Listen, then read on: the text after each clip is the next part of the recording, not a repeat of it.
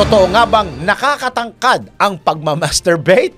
At ano ang pananaw ng mga doktor sa claim na ito? Alamin sa Let's Prove It!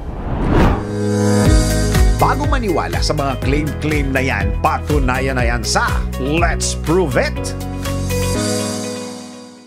Naging paniniwala o biro ng mga Pinoy na nakakatangkad daw ang pagmamasturbate. Pero totoo ba ang claim na ito? Tara, let's prove it!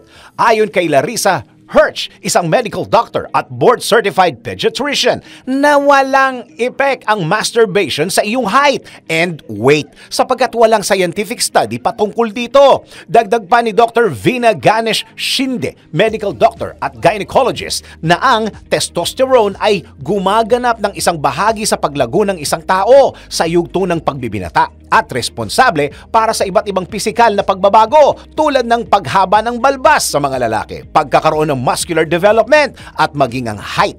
Ang masturbation ay maaaring magpataas ng testosterone level. Kaya naman ayon sa mga eksperto, tanggapin na lamang ang inyong height sapagkat ito ay base sa genes ng iyong katawan. Ayon naman sa mga eksperto, hindi dahil sa masturbation kaya tumatangkad ang isang lalaki, kundi dahil sa genes.